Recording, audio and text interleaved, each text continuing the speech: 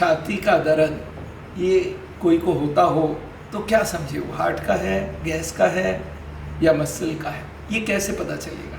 इसके लिए आज मैं एक छोटा सा टिप देता हूँ आपको। करना क्या है, देखिए अगर छाती में हार्ट की दर्द जो होती है उसको हम लोग बोलते हैं एंजाइना। उसमें क्या होता है, छाती के लेफ्ट साइड में पेन होती है और वो पेन चलने से बढ़ती है और वो पेन स्प्रेड भी कर सकती है। वो इस हाथ में भी स्प्रेड कर सकती है या छाती में पूरे में करती है और चलने से स्पीड बढ़ जाएगा। यह एंजाइना के लक्षण। और जैसे ही रुक जाए वो अपने आप दर्द ठीक हो जाए, हार्ट की तरफ जा रहा है बात। अगर उनको ऐसा पेन हो रहा है जो चलने से, स्पीड लेने से कोई फ़र्क नहीं पड़ता, तो ये हार्ट की तरफ नहीं जा रहा है, ये जा रहा है गैस की तरफ। मसल पेन जो होता है, गैस का पेन का एक और रिश्ता है कि खाने के संग बड़ा रिलेशन होता है। अगर खाली पेट है तो उतना ज़्यादा नहीं होगा, जब खाना खा लेंगे गैस्ट्राइटिस का पेन बहुत बढ़ जाता है खाना खाने के बाद, और वो थोड़ा लेफ़्ट के तरफ नहीं होकर राइट के तरफ बीचों बीच होती है, छाती के बीचों बीच होती है, लेफ़्ट की तरफ नहीं होती और ये हाथ में भी नहीं जाती है। तो जो गैस का पेन है वो अलग है, और अगर मस्क्यूलर पेन है वो एक पॉइंटेड होगा। अगर कोई कोस्टोकॉन्ड्राइटिस का पेन है तो पॉइंटेड होगा, आदमी बोलता है सब एग्जैक्टली यहाँ पे दर्द हो रहा है, हार्ट का पेन नहीं है। हार्ट का दर्द हर वक्त ऐसे दिखाएगा। हार्ट का पेशेंट कभी ये नहीं लोकेट कर सकता सर इस हाथ में, इस उंगली में यहाँ पे दर्द है, this is not a heart pen.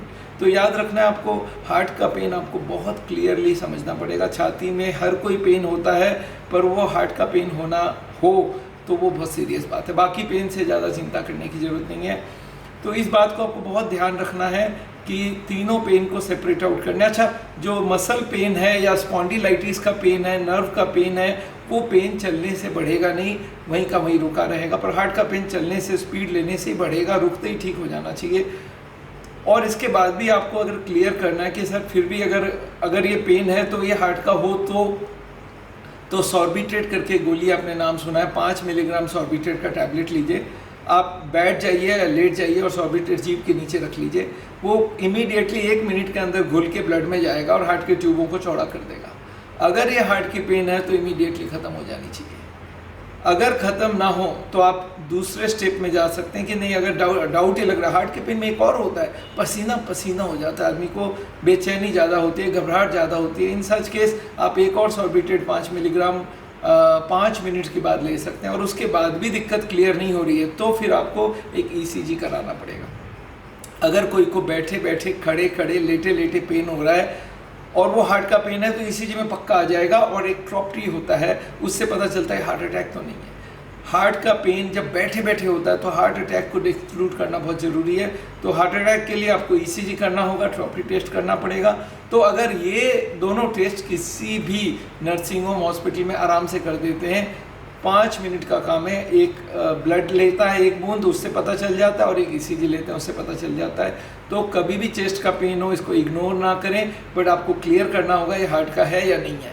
अगर हार्ट का लग रहा है फिर भी मन में डाउट, तो फिर आगे जाके हम लोग CT एंजियोग्राफी करा के पक्का कर सकते हैं हार्ट का है या नहीं है। तो ये बात आपके ध्यान में रहे। हार्ट से घबराने की ज़रूरत नहीं है। हार्ट की बीमारी का कारण हम लोग को मालूम है, उन कारणों को अगर हम हटा सकते हैं तो हार्ट की बीमारी का सोल्यूशन भी हमारे हाथ में है। ना कोई बाईपास सर्जरी की ज़रूरत है, ना ही एंजियोप्लास्टी की ज़रूरत है। सावल में हम लोग यही सिखाते हैं हार्ट के पेशेंट को किस तरह से वो अपनी ब्लॉकेज के कारण को हटाए, खान पीन को ठीक रखे, वॉकिंग करे, एक्सरसाइज करे, तनाव कम करे, और उससे हार्ट की अगर दिक्कत है भी तो उसको सोल्यूशन किया जा सकता है और हार्ट अटैक से बचा जा सकता है। तो इस बात को ध्यान रखें।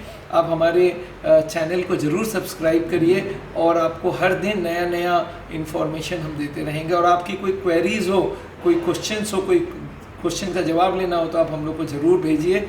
Thank you so much.